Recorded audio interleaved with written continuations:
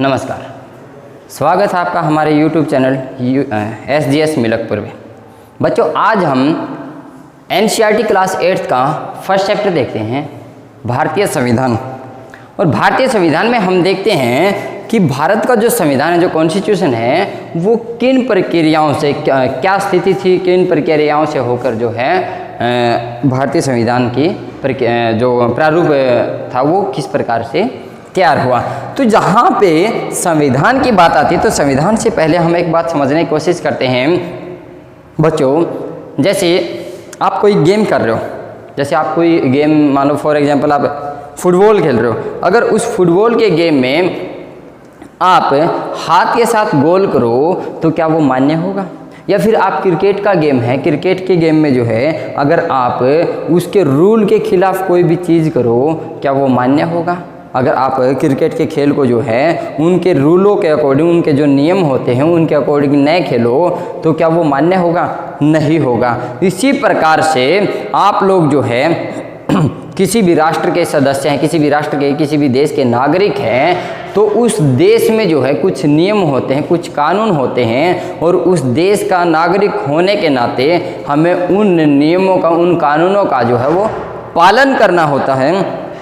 और वो जो नियमों की जो किताब होती है, वो कानूनों की जो किताब होती है, उसी को जो है संविधान कहा जाता है। जैसे कि आपका फर्स्ट क्वेश्चन था कि संविधान क्या है, तो यहाँ पे हम देखते हैं कि नियमों की एक लिखित पुस्तक को ही संविधान कहा जाता है। और जहाँ पे बात आती है भारतीय संविधान की, तो भारतीय संविधान से पहले हम थोड़ा सा समझते हैं कि संविधान की आवश्यकता क्यों पड़ती है। जैसे कि मैंने आपको बताया था कि किसी की भी खेल को खेलने के लिए जो है नियमों की आवश्यकता होती है, इसी प्रकार से किसी भी देश को सुचारू रूप से व्यवस्थित ढंग से चलाने के लिए वहाँ पर जो है नियमों का होना जरूरी होता है।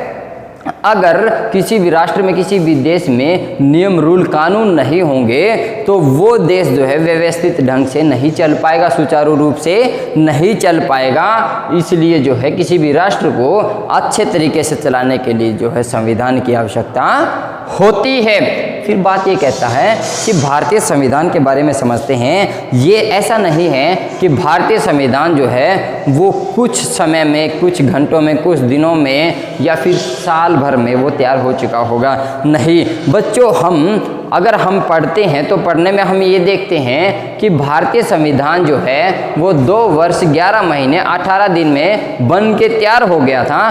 पर बच्चों, वो सिर्फ और सिर्फ जो है 2 वर्ष 11 महीने 18 दिन में बन के तैयार हुआ था। पर उस भारतीय संविधान का जो प्रोसेस था वो काफ़ी लंबे समय से चला आ रहा था। अगर हम पीछे इसमें डिटेल में समझने की कोशिश करें तो 1928 में पहली बार मोतीलाल नेहरू जी ने जो है वो भारतीय संविधान का प्रस्ताव रखा था। और वहाँ से जो है 1928 से ही भारतीय संविधान की जो है वो मांग उठने लगी थी। और वहाँ पे अगर हम इन शॉर्ट में बताना चाहें तो 1946 में पहली बार भारतीय संविधान के लिए जो है एक संविधान सभा का जो है वो संविधान सभा तैयार की गई। और वो संविधान सभा के जो सदस्य थे, उस संविधान सभा के जो सदस्य थे वो निर्वाचित सदस्य थे, जो कि उस समय की अलग अलग रियासतों में, चाहे वो देशी रियासतें हो चाहे वो प्रांतीय रियासतें हों, प्रत्येक रियासत से जो है वो एक सदस्य निर्वाचित किया गया था, जिसमें जो है उनकी संख्या जो है 300 के आसपास रही थी। अगर हम यहाँ पे जो है आंकड़ों को देखते हैं तो वो जो संविधान सभा के जो सदस्य रहे थे वो 300 के आसपास रहे थे। तो फिर यहाँ पे जो है उस संविधान सभा ने जो है उस भारत के संविधान को जो है बनाने का प्रारूप शुरू किया। अब यहाँ पे संविधान सभा से अलग हम अगर प्रारूप समिति की बात करते हैं तो संविधान का जो प्रारूप समिति थी उसके जो अध्यक्ष थे वो बाबा साहब डॉक्टर भीमराव अंबेडकर जो है डॉक्टर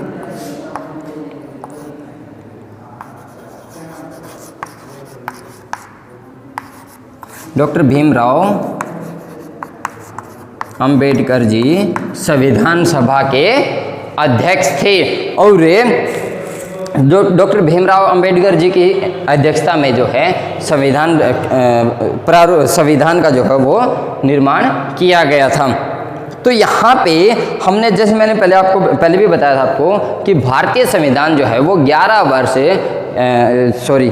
2 वर्ष 11 महीने 18 दिन में बन के तैयार हो गया था, जो कि 26 नवंबर 1949 में जो है वो बन के तैयार हो गया था और उसका आधे से ज़्यादा हिस्सा जो है 26 नवंबर 1949 को ही लागू हो गया था और बाकी हिस्सा जो है वो 26 जनवरी 1950 को लागू हो गया था। तो यहाँ पे हम ये देखते हैं कि हमारा भारतीय संविधान जो है वो पूर्ण रूप से, यहाँ पे 2 क्वेश्चन रहेंगे बच्चों कि भारतीय संविधान जो है कब अंगीकृत किया गया। तो अगर अंगीकृत की बात आए तो हम बताएंगे 26 नवंबर 1949 को, 26 नवंबर 1949 को। अगर बात ये आती है कि भारतीय संविधान सुचारू रूप से, पूर्ण रूप से कब लागू किया गया, तो हम कहेंगे वहाँ पे 26 जनवरी 1950 में। तो इस प्रकार से जो है एक बहुत बड़ा लंबा प्रोसेस था। हम यहाँ पे सिर्फ इतना ही नहीं कह सकते कि 2 वर्ष 11 महीने 18 दिन में जो है वो भारतीय संविधान बनके तैयार हो गया, नहीं, उस संविधान के लिए जो है एक लंबा संघर्ष लड़ना पड़ा था हमारे स्वतंत्रता सेनानियों ने और उस लंबे संघर्ष के बाद ही जो है भारतीय संविधान जो है बनके तैयार हुआ था।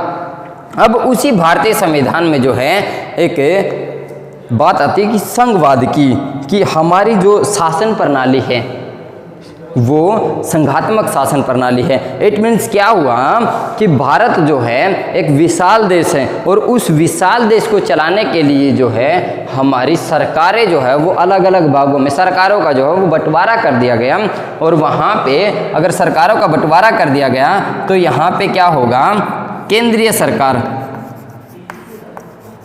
केंद्रीय और राज्य सरकार,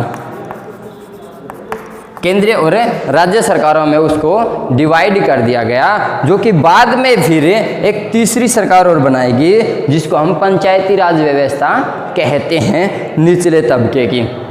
तो यहाँ पे हम समझते हैं कि भारत में जो है संघात्मक शासन प्रणाली है जिसमें सरकार को 3 भागों में डिवाइड किया गया, केंद्रीय सरकार, राज्य सरकार और पंचायती राज व्यवस्था, इस प्रकार से है। फिर बात आती है कि ये जो शासन प्रणाली है ये संघात्मक शासन प्रणाली है। संघात्मक शासन प्रणाली कैसे हुई कि इस सरकार को चलाने वाले जो प्रतिनिधि होते हैं उनको निर्वाचित किया जाता है, उस देश की जो जनता है, देश की जनता द्वारा ही जो है वो निर्वाचित किया जाता है, उनके द्वारा जो है चुन के मतदान करके ही सरकार के प्रतिनिधि बनाए जाते हैं, चाहे वो संसद में हो चाहे वो अलग अलग राज्य की विधानसभाओं में हो। तो यहाँ पे हमने समझा कि संघवाद सरकार कौन सी होती है, फिर बात हमने समझा कि संसदात्मक जो शासन प्रणाली है वो किस तरीके से होती है। फिर एक मेन बात जो होती है, मुख्य बात है यहाँ पे, अगर हम कॉन्स्टिट्यूशन की बात करते हैं तो हमारे कॉन्स्टिट्यूशन का एक महत्वपूर्ण हिस्सा है मौलिक अधिकार। तो मौलिक अधिकारों के बारे में हम ये कहते कि भारतीय संविधान के भाग 3 में मौलिक अधिकारों का वर्णन किया गया है और भाग 3 में मौलिक अधिकारों का वर्णन किया गया है वो अनुच्छेद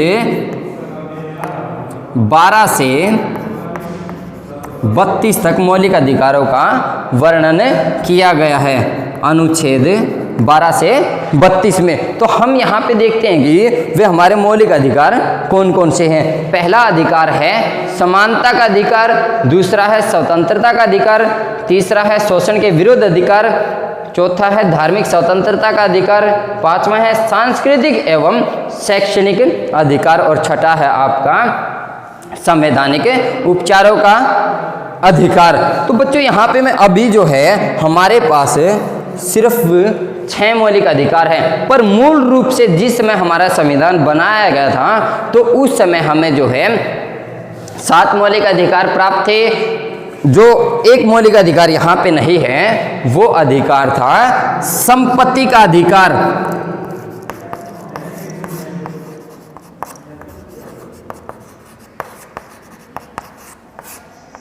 संपत्ति का अधिकार जो कि अनुच्छेद 31 में आता था, अनुच्छेद 31 में आता था संपत्ति का अधिकार। अब उस अधिकार को जो है मौलिक अधिकार की बजाय कानूनी अधिकार बना दिया गया है। क्यों बना दिया गया है? क्योंकि जो संपत्ति का अधिकार था, उस संपत्ति के अधिकार से प्रत्येक नागरिक को ये अधिकार था, वो अपनी जमीन, कोई भी काम, अगर कोई भी सार्वजनिक कार्य हो रहा है, सरकार कोई भी भूमि खरीदना चाहती है सार्वजनिक कार्य के लिए, तो वो उस भूमि के मालिक पे डिपेंड होता था, उस पर निर्भर होता था कि वो अपनी भूमि सरकार को दे या ना दे, बेचे या ना बेचे। तो वहाँ पे जो है उस राष्ट्र के डेवलपमेंट में कुछ बाधाएं सामने आने लगी। इस वजह से जो है संपत्ति के अधिकार को जो है एक कानूनी अधिकार बना दिया गया मौलिक अधिकार की बजाय।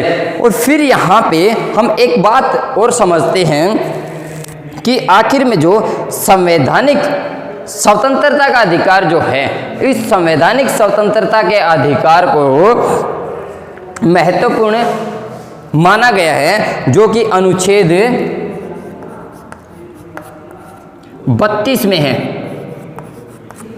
संवैधानिक उपचारों का अधिकार जो है वो अनुच्छेद 32 में है। तो यहाँ पे ये स्पेशल रहेगा, ये विशेष रहेगा। तो इसमें क्या विशेष है? ये कहता है ऊपर दिए गए जितने भी आपके 5 अधिकार है ना, चाहे वो समानता का अधिकार हो, स्वतंत्रता का अधिकार हो, शोषण के विरुद्ध अधिकार हो, धार्मिक स्वतंत्रता का अधिकार हो, या फिर सांस्कृतिक एवं शैक्षणिक अधिकार हो, अगर आपके ऊपर वाले 5 अधिकारों का हनन हो रहा है तो आप जो है डायरेक्ट सीधे संवैधानिक उपचारों के अधिकार के माध्यम से आप सीधे हाई कोर्ट या सुप्रीम कोर्ट में आवाज उठा सकते हैं। अपने अधिकारों के बचाव के लिए जो है आप सीधे सुप्रीम कोर्ट में, सर्वोच्च न्यायालय में भी जा सकते हैं। इसलिए जो है संवैधानिक उपचारों के अधिकार को बाबा साहब भीमराव अंबेडकर ने जो है संविधान का हार्ट ऑफ ए कॉन्स्टिट्यूशन भी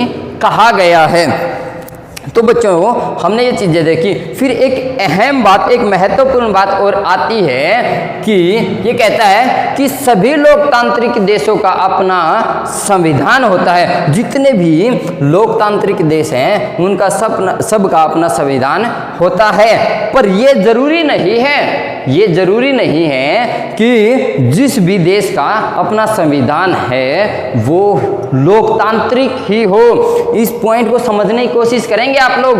क्या बताया कि सभी राष्ट्रों का, सभी जो लोकतांत्रिक देश होते हैं सबका अपना संविधान होता है, सबका अपना संविधान होता है। पर यह जरूरी नहीं है कि जिसका अपना संविधान है वो लोकतांत्रिक ही हो, वो अलोकतांत्रिक भी हो सकते हैं। और बात यहाँ पे बार बार लोकतांत्रिक की बात आती है, तो लोकतांत्रिक के बारे में थोड़ा सा डिफाइन करना चाहेंगे हम। तो उसके बारे में बताते हैं कि लोकतांत्रिक, लोकतंत्र, जनता का तंत्र, जनता का शासन। तो वहां पे बताता है कि किसी भी देश में ऐसी शासन प्रणाली जो जनता के लिए और जनता के द्वारा बनाई जाती हो, ऐसी शासन प्रणाली को लोकतांत्रिक शासन प्रणाली कहा जाता है।